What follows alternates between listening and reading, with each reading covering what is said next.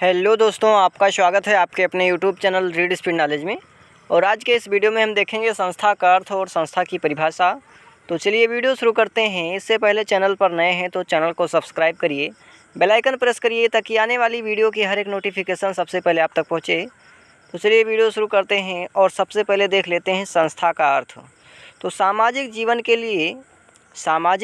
लिए समुदाय तथा समितियाँ जितनी महत्वपूर्ण हैं, यानी सामाजिक जीवन के लिए समुदाय तथा समितियाँ जितनी महत्वपूर्ण हैं उतनी ही महत्वपूर्ण संस्थाएं भी हैं।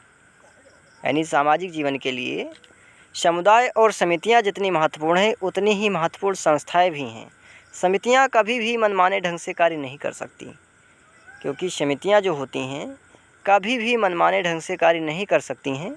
और जो सभी समितियाँ कुछ विशेष कार्य प्रणालियों तथा नियमों को ध्यान में रखते हुए अपने उद्देश्यों को पूरा करने का प्रयत्न करती हैं, यानी सामान्य रूप से इन्हीं कार्य प्रणालियों को अथवा नियमों की व्यवस्था को हम संस्था कहते हैं। यानी सामान्य रूप से इन्हीं कार्य प्रणालियों अथवा नियमों की व्यवस्था को ही क्या कहा जाता है? संस्था कहा जाता है।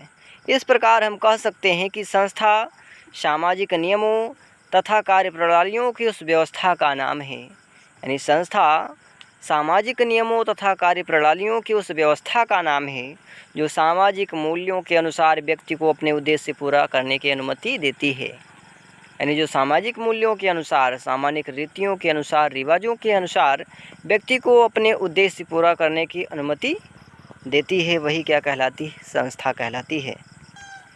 शाब्दिक अर्थ की दृष्टि से यदि देखा जाए तो संस्था संस्कृत भाषा के दो शब्दों से सम प्लस अस्था के योग से बना प्रतीत होता है। यानी शाब्दिक अर्थ की दृष्टि से यदि देखा जाए तो जो संस्था है संस्कृत भाषा के दो शब्दों सम प्लस अस्था के योग से बना प्रतीत होता है, जहाँ पे सम का अर्थ होता है एक, यानी साथ, तथा स्था का अर्थ होता है बैठना, यानी एक साथ बैठना। सम का अर्थ होता है एक साथ, यानी टुगेदर।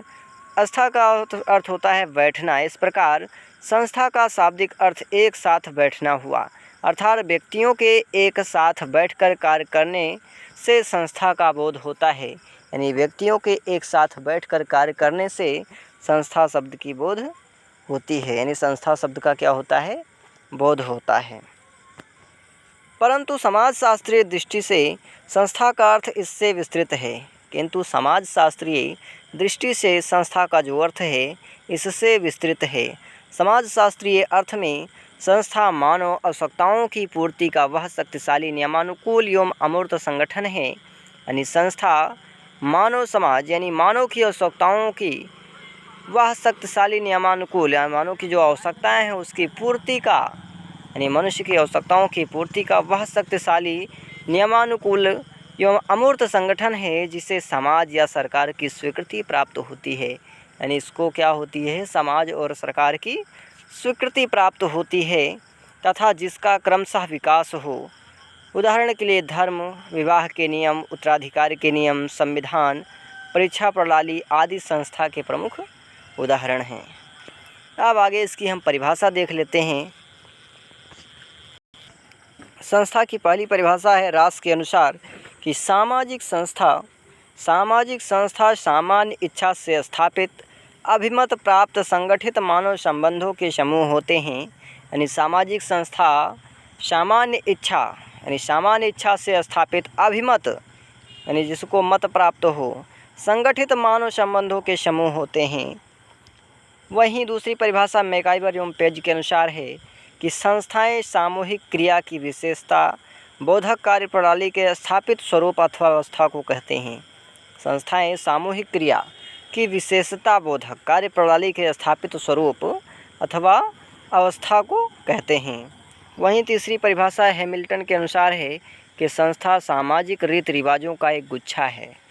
यानी क्या है संस्था? तो सामाजिक रीति रिवाजों का एक गुच्छा है। वहीं तीसरी परिभाषा जॉनसन के अनुसार है कि संस्था समाज द्वारा स्वीकृत मानदंडों का संकुल माना जाता है। यानी संस्था जो है समाज द्वारा स्वीकृत मानदंडों का संकुल माना जाता है। आज के लिए इतना ही, मिलते हैं किसी और वीडियो में।